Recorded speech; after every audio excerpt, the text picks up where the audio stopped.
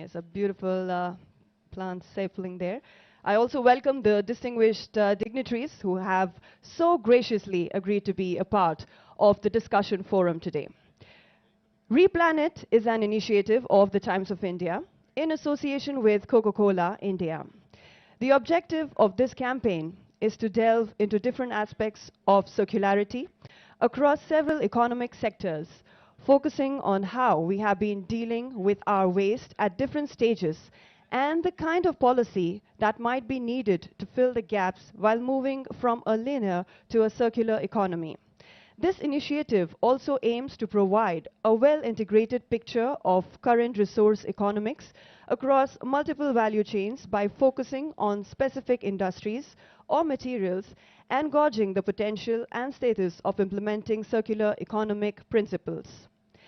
The campaign got launched earlier this year with a series of specially curated articles in the Times of India focusing on various sectors where different aspects of circularity were highlighted.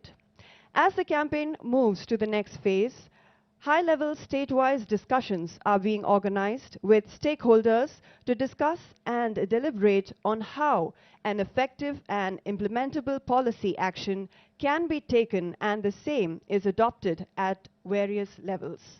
I now request Mr. Robin David to please present the welcome address.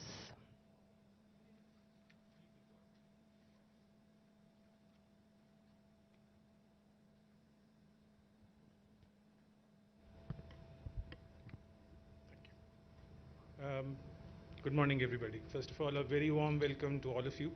A very warm welcome to KTR Garu also. I know he has a busy schedule, but he is interested in this subject, so I'm happy that he's here. A warm welcome to Jayesh Ranjan Garu, to Shidana Kishore, Ms. Madhulika Chaudhary, and Ms. Krishna Ramesh. Thank you for joining us for this panel.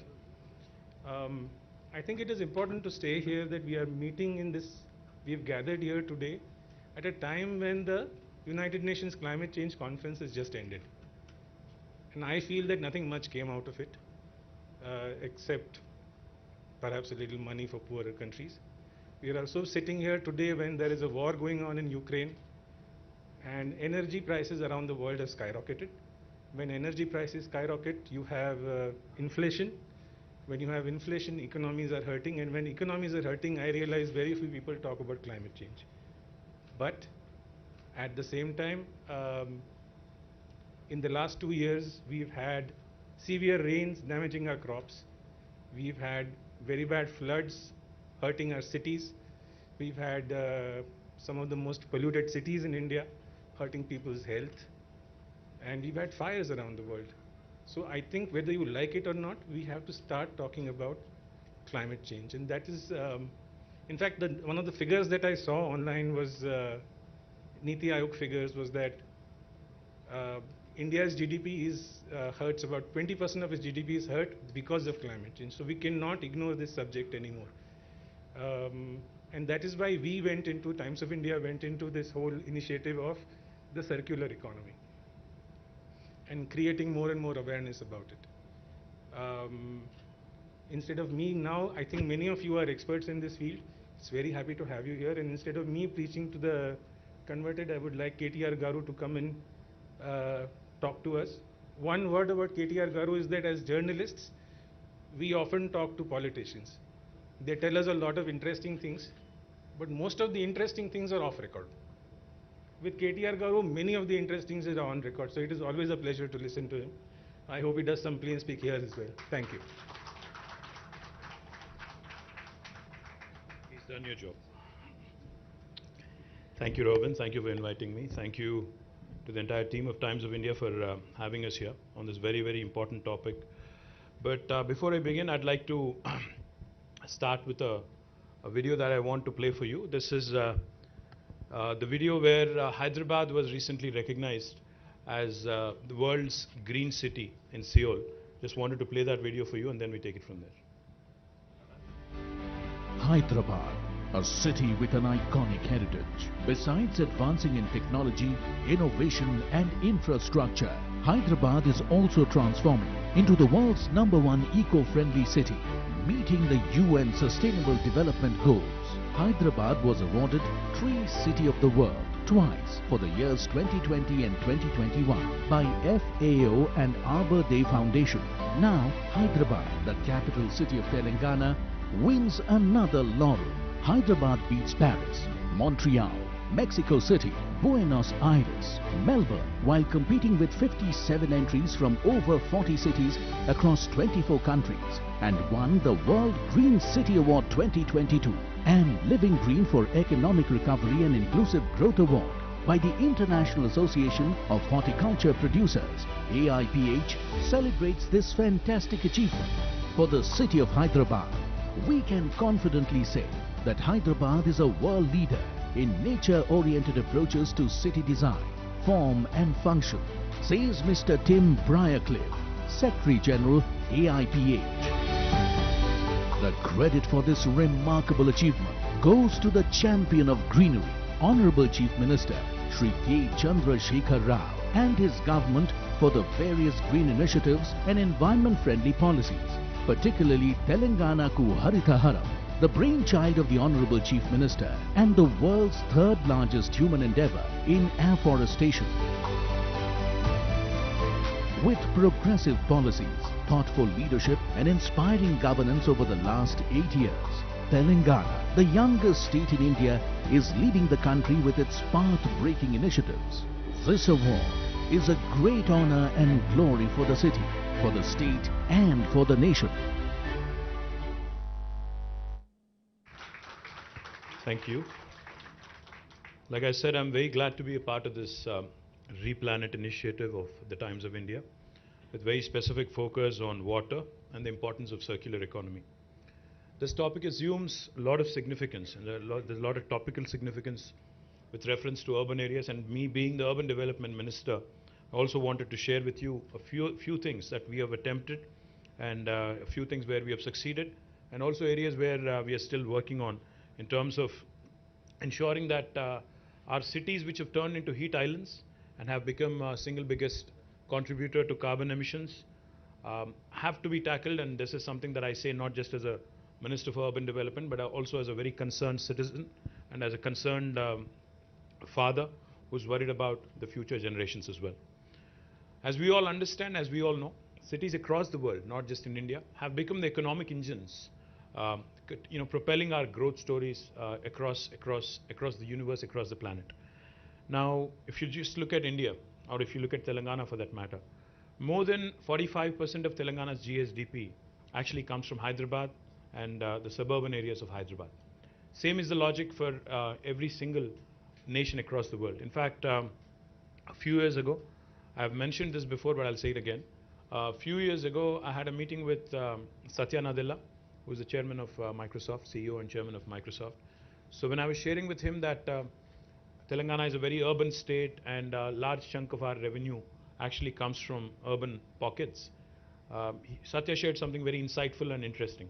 He said, even though Microsoft actually exists in nearly 180 countries in terms of presence, 70% of Microsoft's revenue also comes from 80 cities across the world. So cities have become magnets for investment. Cities have become magnets for migration, urbanization, primarily because, people migrate to cities in search of better livelihood opportunities, better education facilities, better healthcare facilities. In general, better living standards is what they come in anticipation of. As a result, what we are witnessing today is, Mr. Nitin Gadkari, Honorable Minister, Union Minister, keeps referring to this, and let me paraphrase him a bit. Mr. Gadkari keeps telling us whenever we meet him that whatever urbanization has happened over the last 5,000 years is likely to happen over the next 50 years. The same quantum of urbanization that has happened in the last 5,000 years will be happening again, will be repeating itself over the course of next 50 years. So that kind of points you to the enormity of the challenge at hand for all of us. The importance of urban areas, of course, cannot be overruled. It can be gauged from the fact that while urban areas in terms of geographical expanse constitute for 5%, but they contribute to 46% of the population in Telangana and to about 2/3 of the GSDP of the state. To put it in numbers, let me put it this way. If you look at Telangana as a state, Our geographical area that the state currently, kind of covers or extends to is about 1,12,000 square kilometers, out of which Hyderabad alone is 675 square kilometers. But if you look at other urban pockets also, in the entire state of Telangana, it would not be more than 2,000 square kilometers. So what are we talking about here? 1,12,000 square kilometers versus 2,000 square kilometers. But if you look at the population, 46.8% of the population is in this 2,000 square kilometers, whereas the remaining population is in the rest of 1,10,000 square kilometers. So that kind of goes to show you why the urban infrastructure keeps crumbling. Because, the density of population, the paucity of space, that presents a huge challenge to the entire urban development department that I head. As I just pointed out, the socio-economic outlook of Telangana 2022 actually shows that Telangana's urban population is 46.8 compared to the national average of 31.16. That makes us one of the most urbanized states in the country. I think we are the third most urban state after Tamil Nadu, which is at 48.45, and Kerala at 47.23, and right after us is Maharashtra at 45.23. So that makes Telangana one of the most urbanized states in the entire country. And we are also one of the fastest growing urban economies in the country. When the state of Telangana was formed in 2014, we had 68 ULBs, the urban local bodies. But now the number has been increased to 142. That includes Hyderabad as well.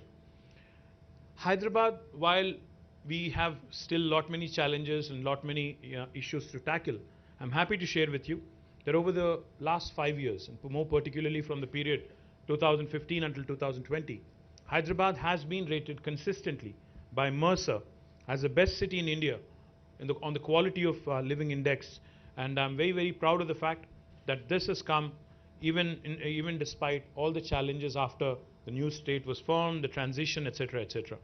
But our goal is not just to be the best in India. Our ambition is larger. We are audacious in terms of vision, because our Honorable Chief Minister will not rest on laurels. He's not somebody who's content being known as the best in India. He's given us a task. He's asked us to be one among the best cities, best top 25 cities in the world in terms of livability index. And that's a humongous task, because if you look at the global rankings, while Hyderabad is #1 in India in terms of livability, on the world index we are still 140. So that gives us another huge task in terms of moving up that ladder, because it's a huge task. So what are we doing? What are we trying to do to ensure that we live up to that vision? What are we trying to do to ensure that Hyderabad actually becomes a sustainable city in terms of all the methods, practices that we follow? One of the things I will talk about today, which I'm very proud of, our Metro Water Supply and Sewerage Board's MD is here, Dana Kishore. Let me also tell you something that I'm truly proud of.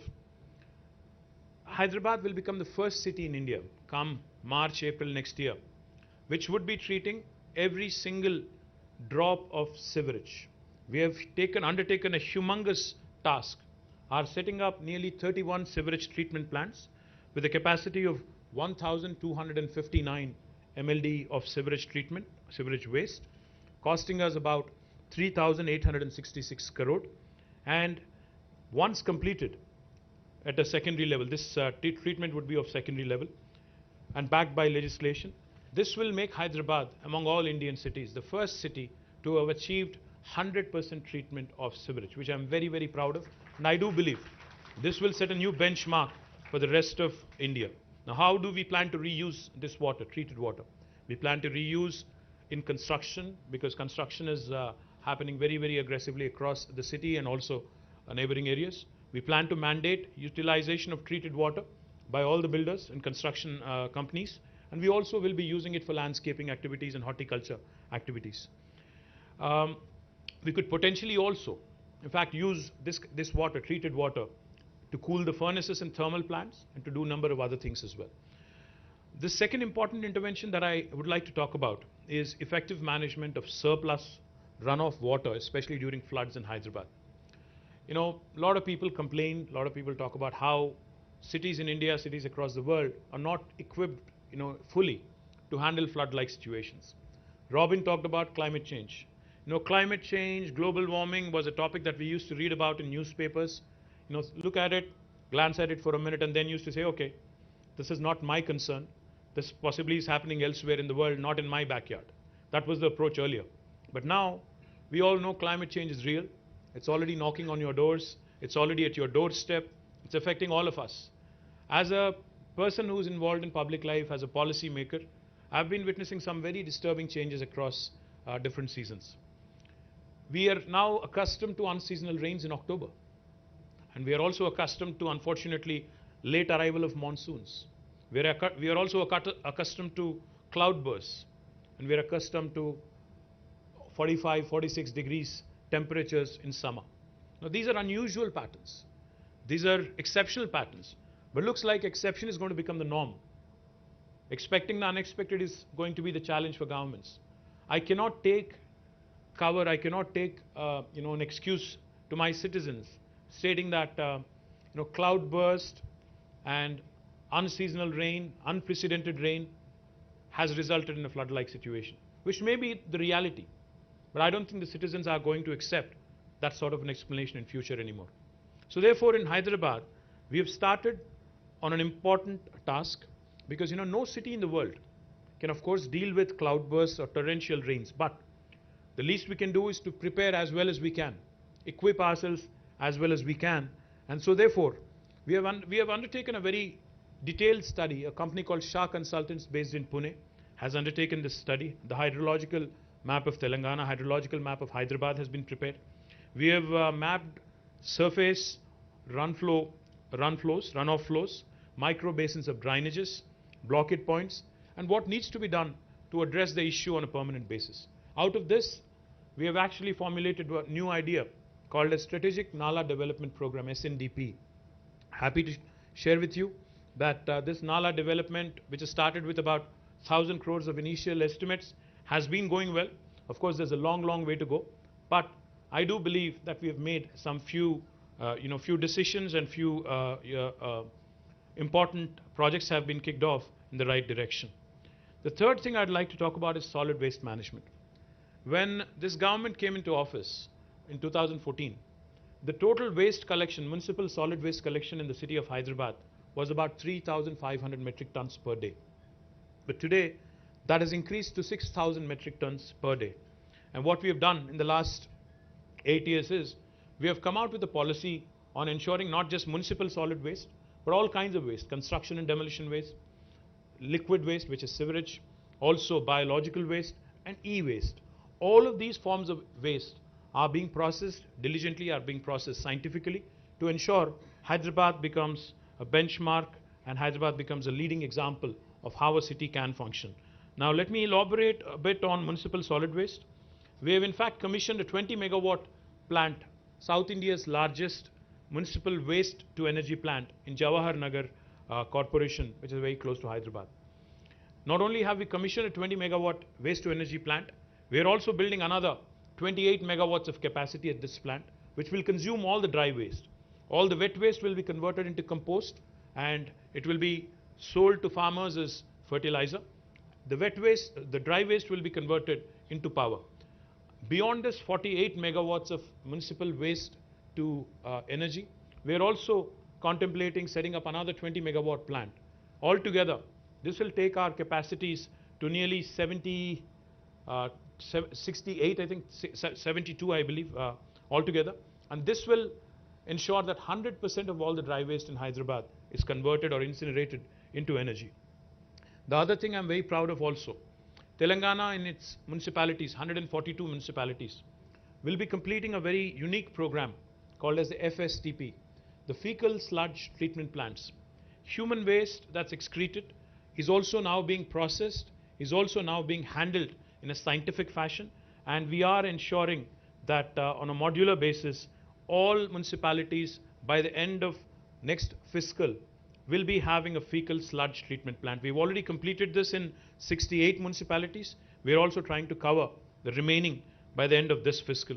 Let me also quickly talk about some heritage restoration that we are very, very proud of, in Hyderabad. Recently as yesterday, I think it was, you may have seen a clipping in Times of India as well. In fact, I thank the entire team of Times of India for running a brilliant piece on heritage conservation and what needs to be done by the state, by the people, by the citizens, etc.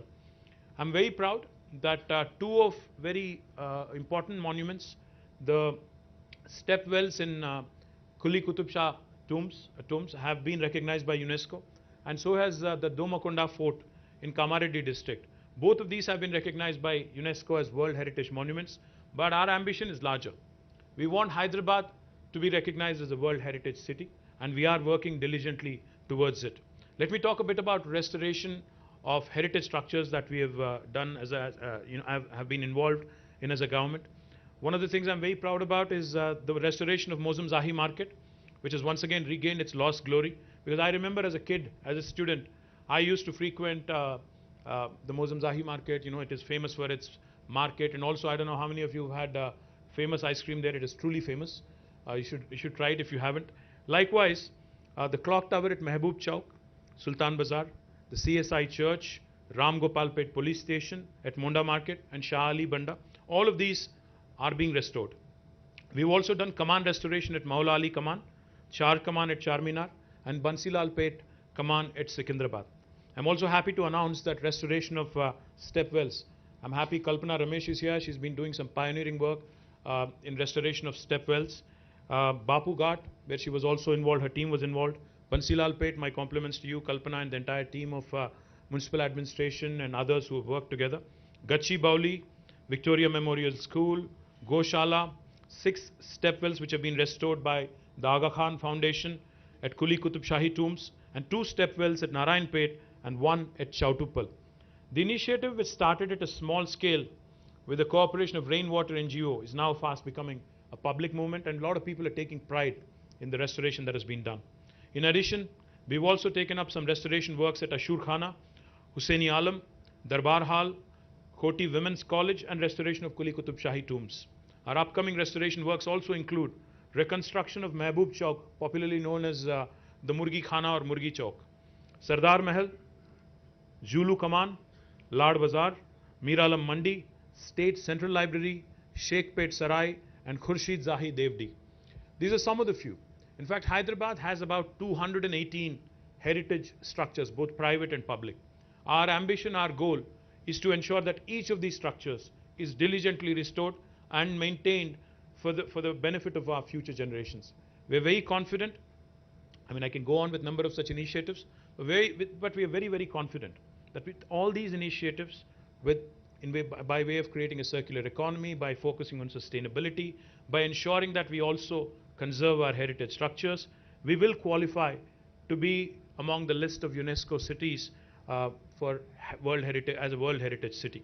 We've already been recognized by UNESCO in their list of cities for gastronomy. As you all know, Hyderabad's biryani is truly, truly world famous. So we have been recognized by UNESCO among the list of gastronomical cities popular for gastronomy. And again, like I mentioned, because of the work done by Aga Khan Foundation at the stepwells in Kuli Qutub Shahi Tombs, we've again been recognized by them. But our effort is to ensure that this continuous exercise, endeavor, to maintain that perfect mix of modernity and old world charm, rich heritage and culture, the Ganga Jamuna Tehzeeb that Hyderabad is known for, will prosper, will thrive, and every Hyderabadi eventually will feel proud of all the work that is being done by the government and its citizens. I'd like to play a small video before I close out so that you understand exactly what is being done. Thank you. Jai Telangana.